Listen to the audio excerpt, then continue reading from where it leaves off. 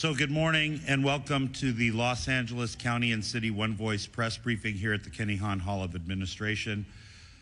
My name is Anthony Maroney. I'm the fire chief of the County of Los Angeles Fire Department, and I'm here with an Eaton Fire update. The good news is that for the last 2 days, we've had no increase in acreage at the Eaton Fire, and it remains estimated at 14,117 acres with 35% containment. We know that over 7,000 structures are damaged or destroyed, and we have 3,235 firefighting personnel assigned to the incident. 30% of our damage inspections for the Eaton Fire have been completed. Impacted residents may visit recovery.lacounty.gov to view maps showing damage assessments. Please note that the maps are being updated daily. Severe fire weather conditions will continue through tomorrow. The worst winds are predicted today for the late afternoon and into Wednesday. Please be assured that the Los Angeles County region is prepared. The anticipated winds, combined with low humidities and low fuel moistures, will keep the fire threat in the LA region critical.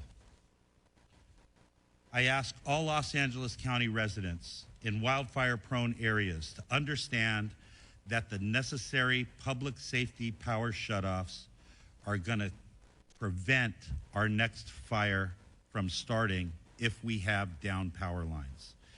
I know that this is a challenge, but it is necessary for our collective safety. I ask that our unhoused neighbors not have warming fires.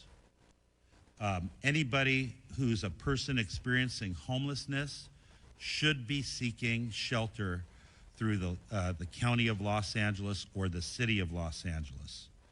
Additionally, we have checked the water system in the Eaton Fire area, and it is operational, meaning that we have water and we have pressure.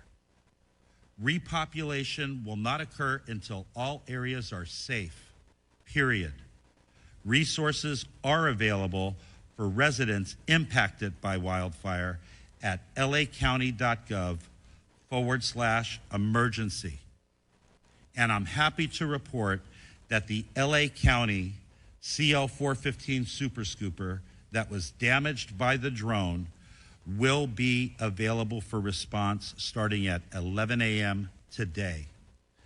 Lastly, I ask all residents in the fire danger areas to develop your own wildfire preparedness plan. Go to fire.lacounty.gov/RSG for Ready, Set, Go, and get set to leave early if you receive an evacuation warning or order. And please double check to make sure that your cellular device does not have your emergency alerts silenced. I would now like to introduce Jerry Magana, Deputy IC, CAL FIRE, Incident Management Team 2.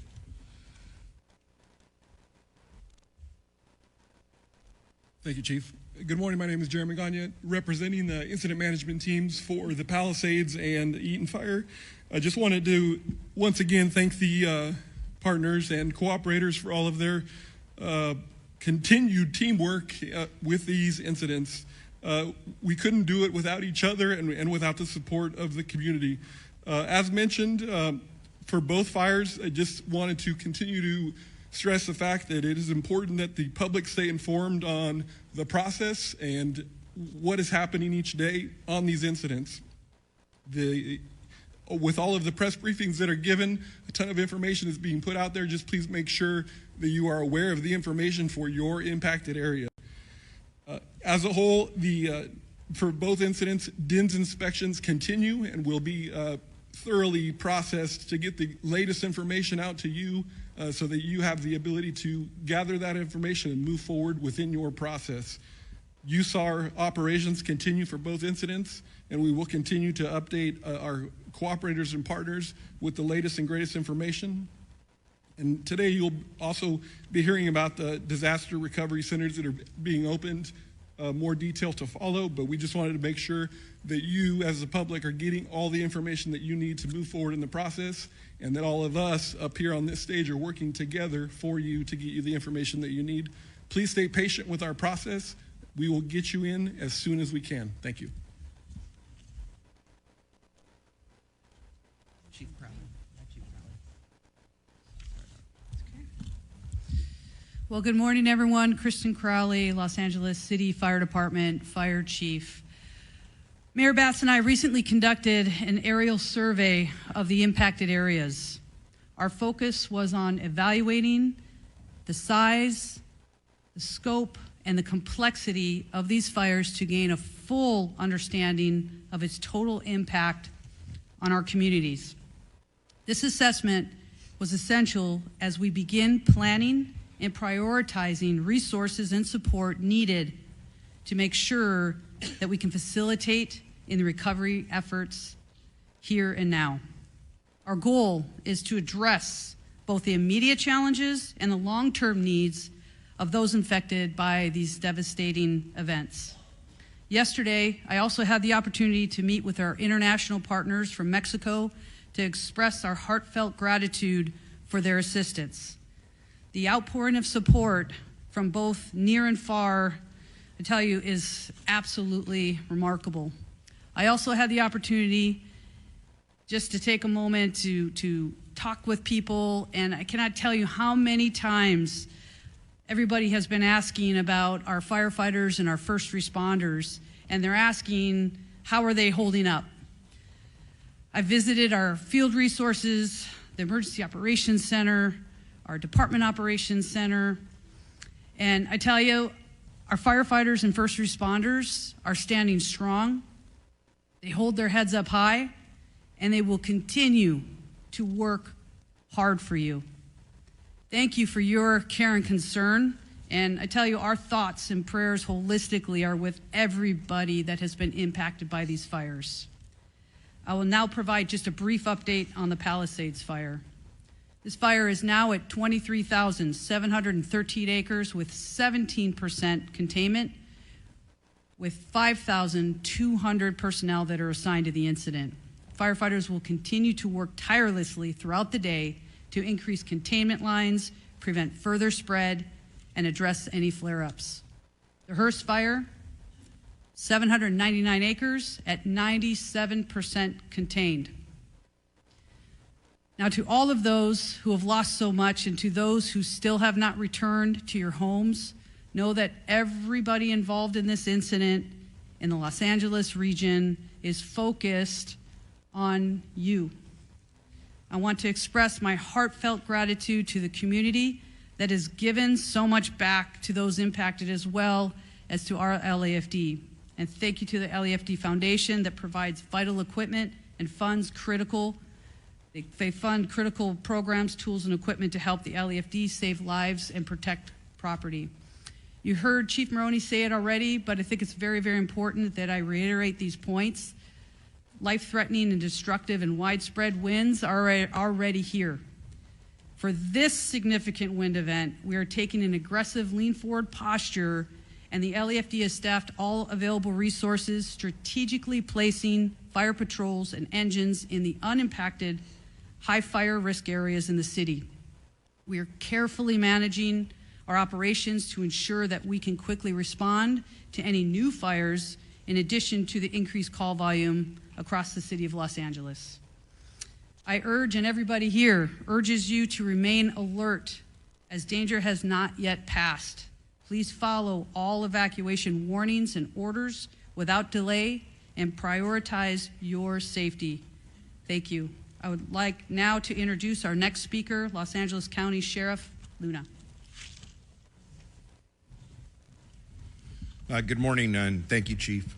Our Los Angeles County Sheriff's Department personnel deployment stands at approximately 1,300 this morning. And again, remember, we are working different incidences throughout the county, primarily the Palisades fire for the county portion of it, and then the Eaton fire as well. Many of our deputies haven't had days off. They're on 12-hour shifts.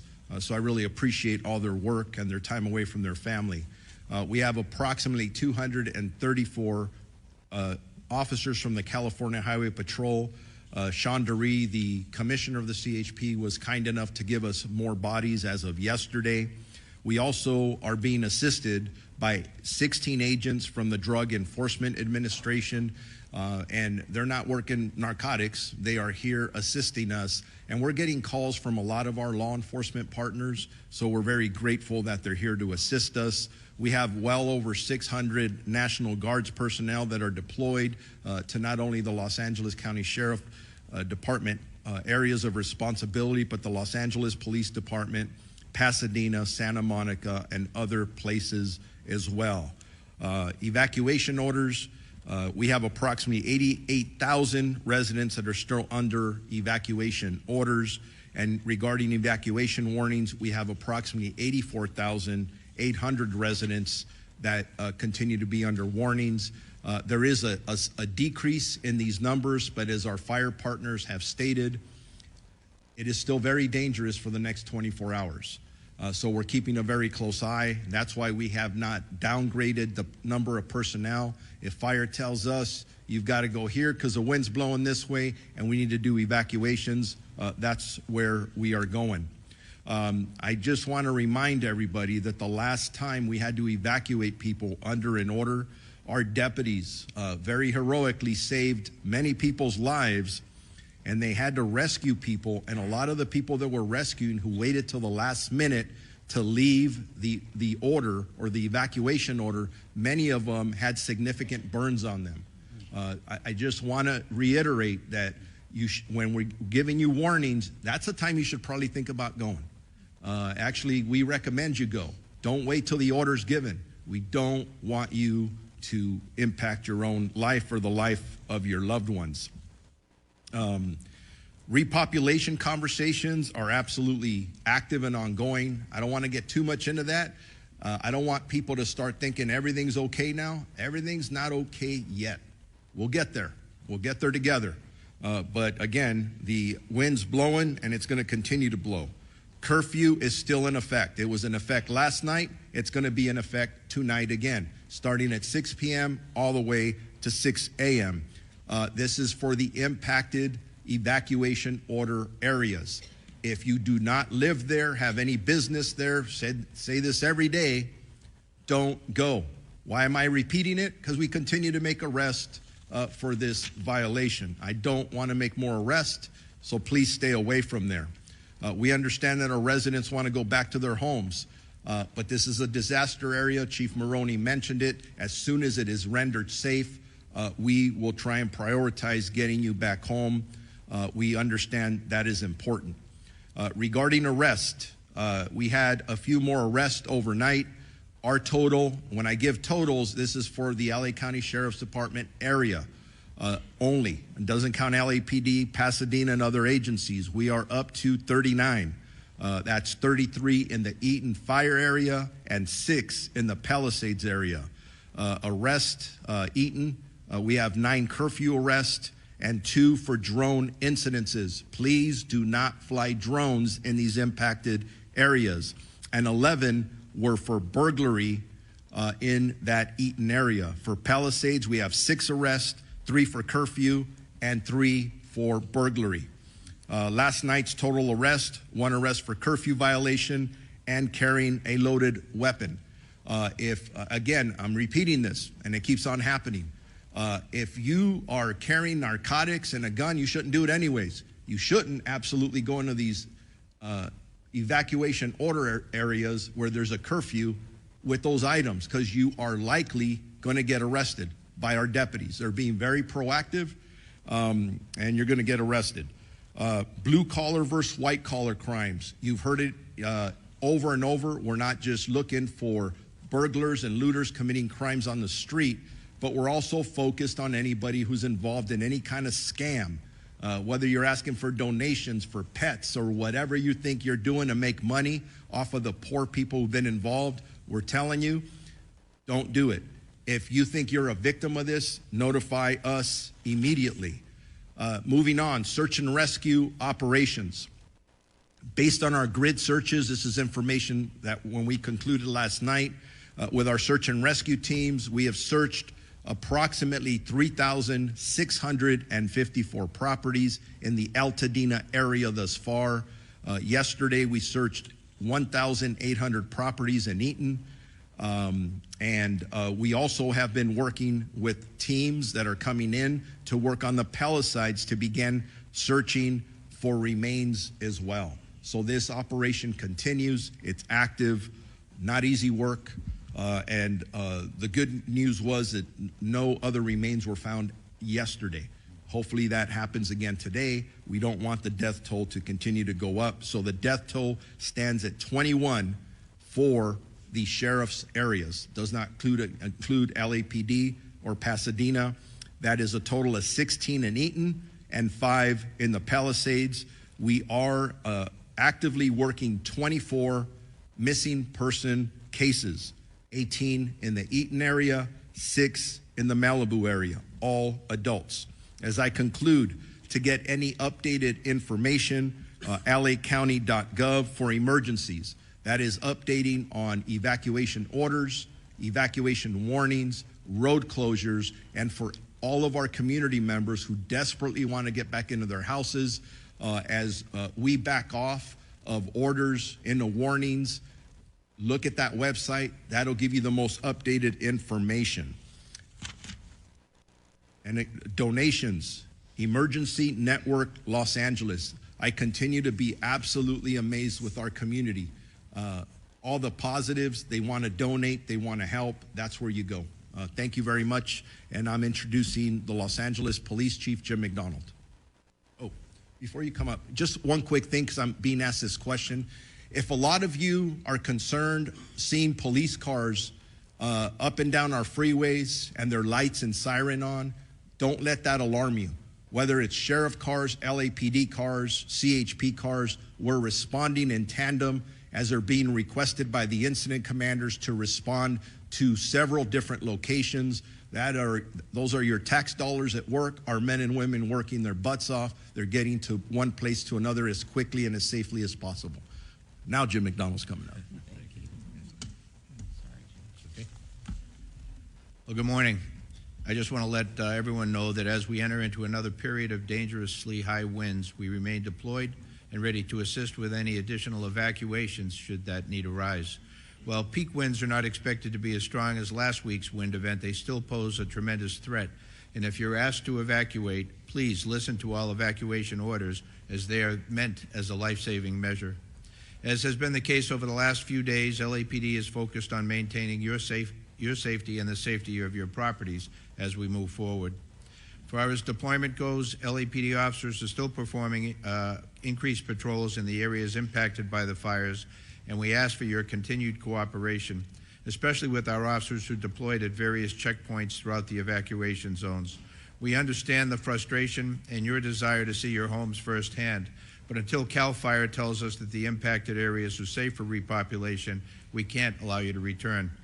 For the upcoming 24-hour period, LAPD will continue to deploy approximately 750 officers to the impacted areas with support from the Los Angeles Airport Police, Port Police, and the National Guard. They have 200 soldiers assigned to the Palisades event, and we're certainly grateful for their support. We're supporting the fire area with these badly needed resources while continuing to respond to calls throughout the city. I'd like to thank our LAPD officers and everybody who's represented by those who are standing here today, who are working on overtime away from their homes and families, going the extra mile to keep Los Angeles safe. On the missing persons front, we're still actively investigating all reports of missing persons and have dedicated resources to these efforts. As of this morning, we have 34 people reported missing. 21 of them have been found safe. Of the 13 remaining, 2 have most likely been found deceased but have yet to be positively identified. 11 remain unaccounted for. In total, 3 fatalities that are fire-related. 1 fatality died at a hospital but was not reported missing. On the arrest front, we've made 14 arrests. Failure to obey curfew were 3 of those, impersonating an officer 1, impersonating a firefighter another, unauthorized entry to a closed emergency area 2, DUI 1, vandalism 1, possession of ammunition and burglary tools another 1, burglary 2, and conspiracy to commit burglary 2 additional. We have 3 noteworthy arrests throughout the, although outside the fire zone, very significant to our efforts as we continue to battle fires that threaten our community. On Sunday night, our North Hollywood officers responded to a call of a possible arson suspect who was using a barbecue lighter to light fires. Officers arrived on the scene and the suspect was arrested for an outstanding felony warrant for arson and booked into Van Nuys Jail. On Monday, 2 additional arrests related to the fires. The first took place at 5700 Van Nuys Boulevard at approximately 16:30 hours. Our West Valley officers responded to a radio call for an arson suspect who had ignited a nearby brush. Upon arrival, LAFD was at scene, extinguishing the fire, and directed the officers to the possible suspect, who was taken into custody there. The suspect was booked for arson, again at Van Nuys Jail. Our second arrest took place at 11820 San Vicente Boulevard in West LA area. Officers responded to a radio call of an arson suspect at the location who had ignited a nearby trash can, which was extinguished by the LA City Fire Department. Citizens directed the officers to the suspect location, where he was then taken into custody without incident. Video from local businesses showed footage of the suspect starting fires in that area. He was booked into our jail for arson. On looting front, excuse me, looting is not just a crime against property, it also takes away any sense of security from evacuated residents, and certainly it's not being tolerated at all. LAPD officers are working around the clock to prevent looting in impacted areas and will identify and apprehend those responsible. However, we cannot do this alone. We need your help. And as you heard from the accounts I gave you, it was residents of our city and county who have stepped forward, made observations of people lighting fires, called the police, we responded, and were able to take them off the street. So thank you for those who have been involved in that, and I ask for your vigilance for as we move forward. We're asking all members of our community to join us in this effort by reviewing your personal security footage, whether from Ring cameras, home security systems, or any other recording devices. Even seemingly small details can make a big difference in our ongoing investigations. If you notice anything suspicious or potentially connected to these incidents, please report it to us immediately, and you can do so anonymously through Crime Stoppers by calling the LA Crime Stoppers at 800-222-TIPS or by visiting lacrimestoppers.org. You can also provide information regarding the Palisades fire by submitting tips by texting ATFLA to 63975 and then follow the link to be able to create a report. Our collective safety depends on the partnership between police and our community. Together we can ensure that those responsible for these crimes are brought to justice and that our neighborhoods remain safe. Sheriff Luna talked about the curfew. Likewise in the city, the curfew order will remain in place tonight from 6 p.m. to 6 a.m. And unless you're public safety personnel or disaster workers, you have no business being at these locations. And if you are in those areas, you are subject to arrest. As I've mentioned, we've already made a number of arrests for individuals who are not listening to these orders, and we want to be very clear about that we will find you if you're out there and you will be arrested. Please allow our teams to focus on the recovery efforts. Enforcing a curfew helps us identify individuals who have no businesses in these areas and also protects public safety personnel who are operating in darkness and often very, very difficult conditions. In closing, I want to reiterate that our department is committed to the recovery efforts, and for however long that will take, we will continue to work alongside our other partners to make sure that our community has the resources that you need to recover and ultimately rebuild. Thank you for your patience and cooperation during this difficult time. Now I'd like to introduce LA County Public Health Chief Deputy Director, Dr. Anish Mahajan.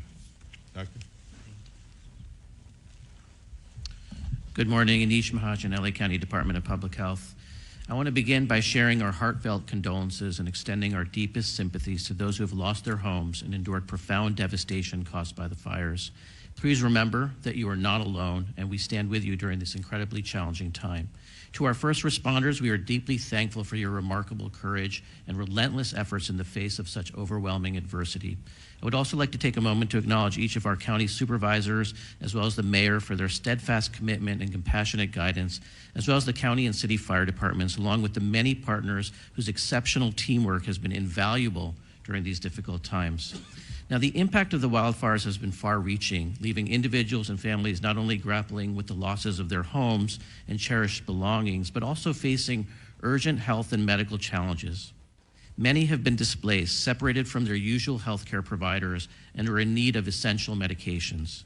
In response, Public Health will be establishing a Medication Access Assistance Service Center at each of the disaster recovery centers starting today. There will be 4 to 5 nurses and 1 physician from each site from Public Health, along with a paramedic team from EMS.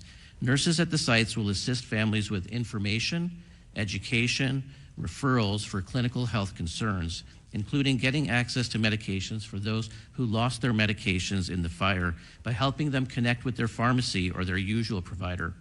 If refills are unavailable or if they face challenges in connecting, the nurses at each site will connect with the physicians and pharmacists that we have at the Department of Public Health telehealth service to provide new prescriptions to bridge families until they can connect with their usual source of care.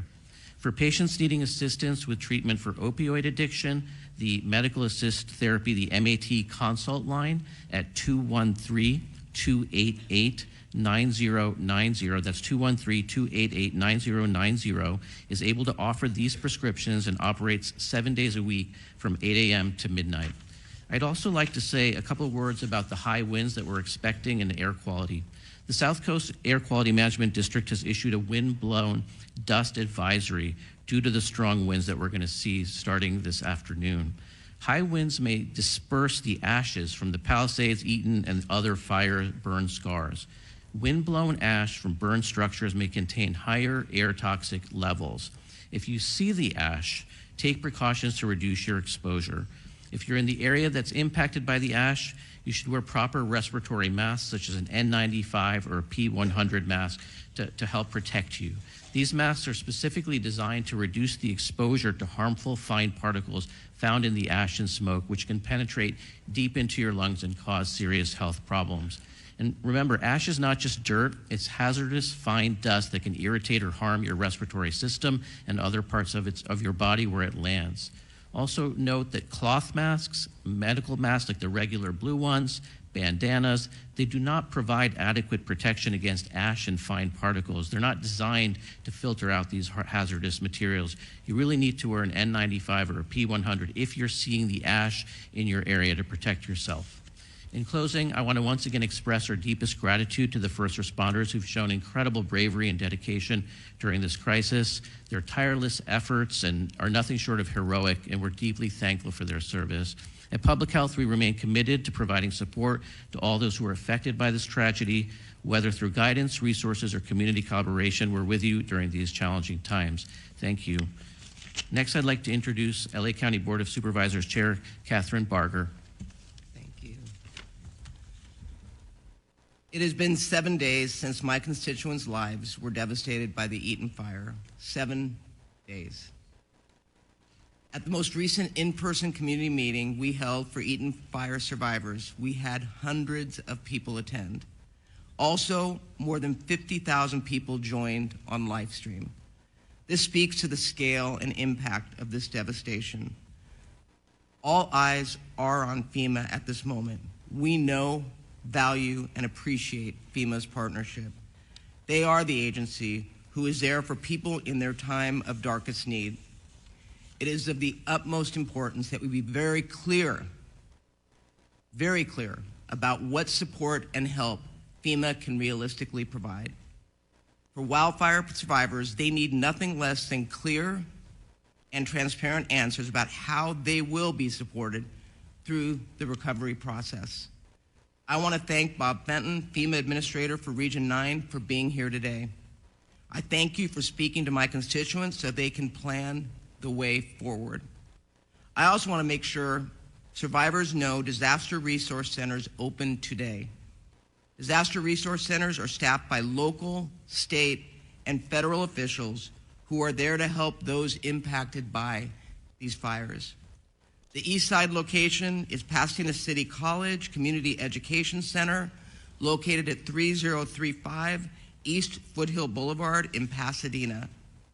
The West Side location is UCLA Research Park West, 10850 West Pico Boulevard in Los Angeles. Both locations will be open from 1 p.m. to 8 p.m. today, and then starting tomorrow morning and moving forward, they will open from 9 a.m. to 8 p.m. Details can be found at recovery.lacounty.gov. With that, I'd like to turn it over to LA City Mayor Karen Bass. Thank you very much, Supervisor Barger. Let me just say that yesterday, as the chief mentioned, we did an aerial tour, and I was able to see, it's one thing to see it on television. It's another thing to see it from air. The massive, massive destruction is unimaginable until you actually see it. So I think of the families, I think of the community members that have experienced that, and I just have to say that we are going to continue to stand with you, but while we're preparing for the next couple of days, we also want to move into the time when we prepare for moving forward and rebuilding, but making sure that we can get people's lives back in whole. I have to say that when the aerial tour was finished, and I had an opportunity to speak to the firefighters, including our chief, firefighters who've been on the job for 25, 30 years, to say to me that in their entire careers, they have never seen destruction like this. They have never seen wind so fierce. In Los Angeles, in California, we don't know hurricanes, but imagining a dry hurricane and thinking about what they went through and their lives on the line. From the air, we could see people on the ground clearing brush and doing everything that they needed to prevent the next tragedy. So everybody wants to know how to help first responders. Well, the way you can help first responders, and you've heard this from other speakers, is to be prepared. So if you hear that your area is under a warning, then get packed right away. If the order is to evacuate, then evacuate immediately. But as was recommended earlier, evacuate if you have the warning, because if you remember a few days ago when the fires were at its worst, people had difficulty getting through traffic. So thinking of moving forward, yesterday I signed an executive directive to begin to lay the foundation policy-wise for the rebuilding effort. We're going to make it through these next few days, but we want to begin to think about how we rebuild the massive destruction that I saw from the air. We don't want people burdened by red tape and bureaucracy. So my executive directive addresses that. It addresses streamlining the debris removal. It talks about actually immediate action that we can take to make 1,400 units of housing available immediately. Again, that was stuck in the process, but given what we're dealing with now, that process has to go. And then establishing a framework to secure additional regulatory relief and resources. As was mentioned, the assistance centers will start today. The first ever disaster recovery center for victims of the Palisades and Hertz fires will open, which will help people who have lost vital records, birth certificates, driver's license, Social Security, etc. Help those who have experienced loss or damage to their homes apply for disaster relief loans, and provide referrals. We heard the public health officer say that nurses will be available at the disaster recovery centers, but also mental health counselors will be as well. So for more information, you can go to lacity.gov. So the center opens at 1 p.m. this afternoon at the UCLA Research Park, And starting tomorrow, we'll be open from 9 a.m. until 8 p.m., 7 days a week. And that's a commitment that every single day we will be addressing people putting their lives back together. So I want to thank UCLA Chancellor Julio Frank. I want to thank Gary Michelson. The South Coast Air Quality Management District is recommending that Angelenos wear the well-fitting medical grade mask while outside. The City of Los Angeles has distributed hundreds of N95 masks throughout Los Angeles in public libraries, recreation centers, and senior centers, and local nonprofits, and we encourage families to pick up their mask today. And finally, I want to acknowledge the thousands of Angelenos who have come together all across the city to help. I'm sure you've seen on the nightly news, hundreds, thousands of people just showing up with providing resources and supplies for victims. But I also want to thank Disney, Netflix, the Wasserman Foundation, Hilton Foundation, Annenberg, SNAP, and so many others for donating millions of dollars to relief efforts. The California Community Foundation's effort has resulted in $14 million and over 20,000 donors. LA, we stand together. We will do what we need to do to be safe over the next couple of days, and then we rebuild. We will rebuild Los Angeles and make Los Angeles the world-class city that we are. And with that, let me introduce Supervisor Lindsay Horvath.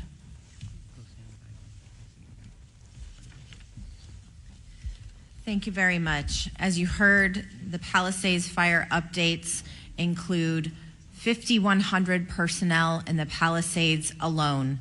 We are giving this fire everything we've got.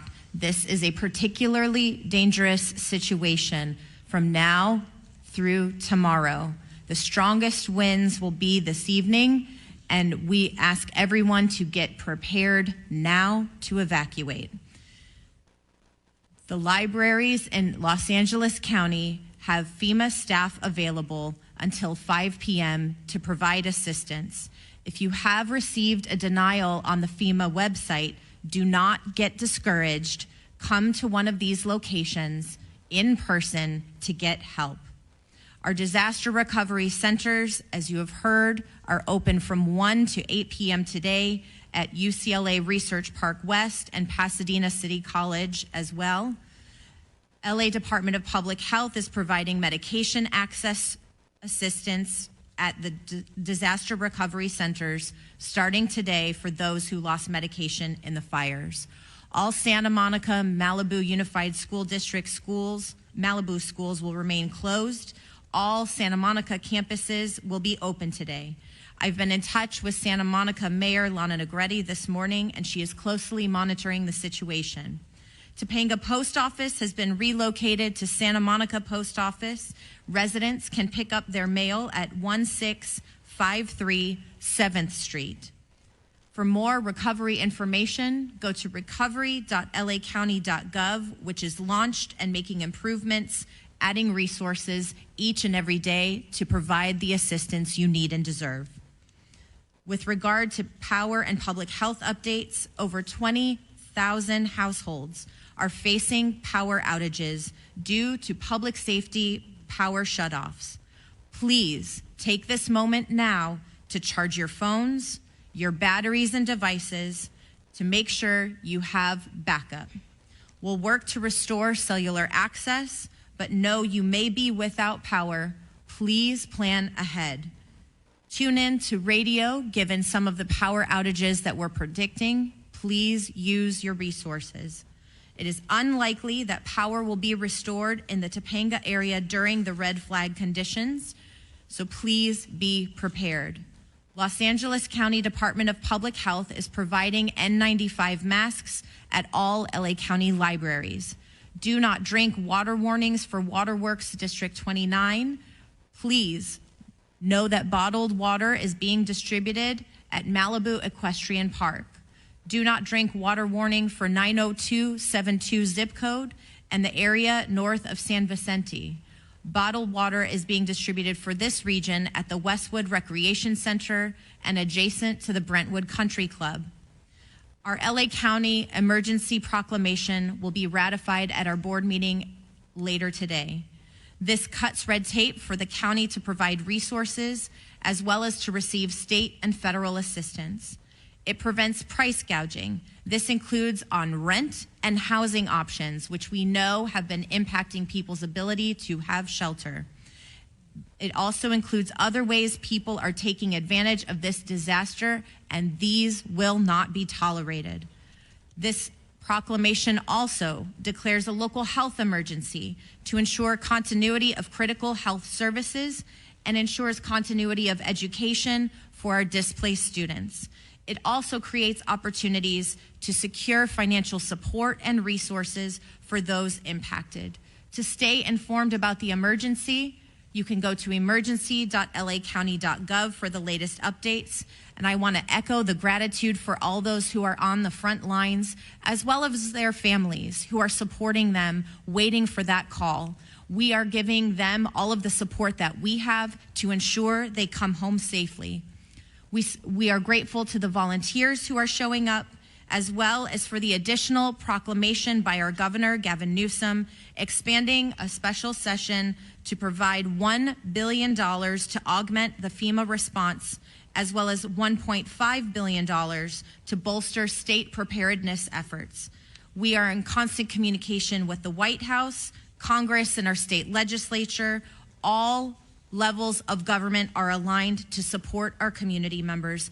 We especially appreciate FEMA being on the ground to provide assistance, and together we will rebuild. Next up, FEMA Administrator Region 9, Robert Fenton Jr. Well, thank you. Just first like to talk about some of the actions that we're doing to support LA County, LA City, and all the communities impacted. Our first area is focusing on the response and making sure that all the resources are here that are needed to support the firefighting and ensuring that we're reimbursing all the costs incurred with that effort at 100% as the President directed. The second area we're focused on is really helping those individuals that have been impacted by this fire, and that's really where I want to focus my comments in the discussion today. FEMA's assistance is now available for individuals and households impacted by the fires within the LA County area. FEMA has expedited delivery of serious needs assistance. We've already had over 40,000 applications and provided over $8 million. The serious needs assistance is a one-time payment program to help survivors cover costs such as water, food, infant formula, gas, etc., that you may have had since having to be evacuated for the fire. Other forms of FEMA assistance include help with transportation costs, medical bills, personal property, and even, unfortunately for some, funeral costs. FEMA will also help with temporary housing, which includes rental assistance, hotel rooms, and other resources, home repairs, and displacement assistance. I encourage every head of household to apply to FEMA assistance. Not every member of the family has to apply, just the head of the household. And if you're renters, where there's multiple renters for a property, as long as you're each on our renters, you could each apply individually. If you have been evacuated and received damages from this fire, go ahead and register at the disasterassistance.gov website. You can call us at 1-800-621-3362, or you can use the FEMA app to register. If you are affected by the fires and have insurance, you should contact your insurance company and file a claim first before coming to FEMA. After you receive your settlement, contact FEMA if you have unmet needs. You need to submit your insurance documentation to receive any FEMA assistance beyond the serious needs assistance if you were insured. FEMA assistance is not a substitute for insurance and cannot cover all the losses caused by disaster. FEMA assistance is intended to really cover your basic needs and help jumpstart the recovery process. Thankfully, to recent legislation, now changes have occurred that allow FEMA to assist those that are underinsured. However, our maximum grants are $43,600, and there's two different categories for those. So that is the maximum assistance we can provide. There's other federal agencies such as SBA that could do low interest loans, and there'll be other forms of assistance to help with some of those unmet needs. We have FEMA staff at various sites across the community to help you apply for FEMA assistance, and are embedded in the first 2 local disaster recovery centers opening today at 1 p.m. Again, if you're going to go to the recovery center and seek assistance from FEMA with your application, I'd ask that you start the process and register online so our individuals can help you with your application and bring your registration number and any identification you have.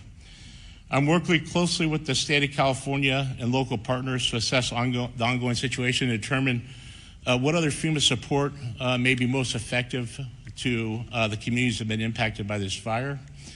One of the things I wanted to address, and the sheriff talked a little bit about it earlier, is fraud. And unfortunately, we see it common after disasters. Why we hope the best from people, unfortunately, there's some out there that have other objectives in mind. And so please go ahead, and if you hear of fraud, communicate it. Anyone representing FEMA will give you identification if they are talking to you about your application. And we recently launched a rumor webpage on our disasterassistance.gov webpage, and you could go into it and just search common rumors. And there's a list of rumors that are out there right now. I just want to address a couple of those. One of them is that we will provide vouchers to help you with housing. All the assistance we provide is financial assistance, and it'll be directly deposited into your account. So we don't provide vouchers.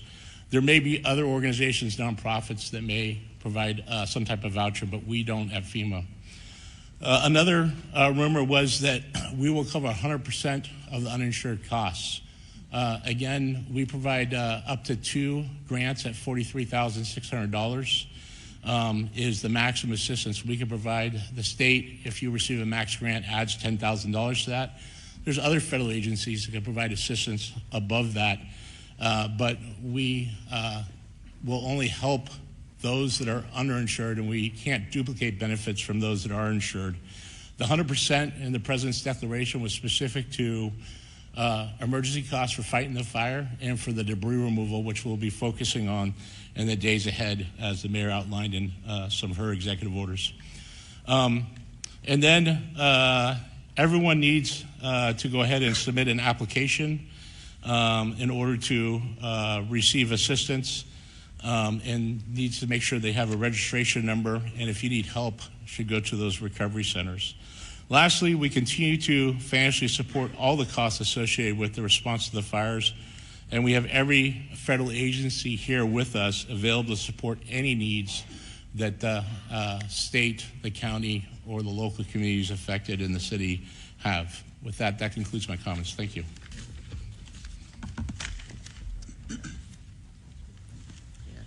Thank you, and Chair Catherine Barger thanks the following elected officials for being here today, showing up and showing their support.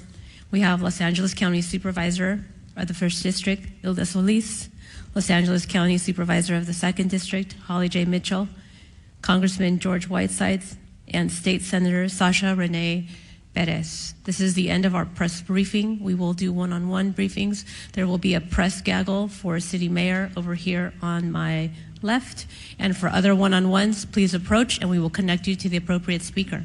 Thank you.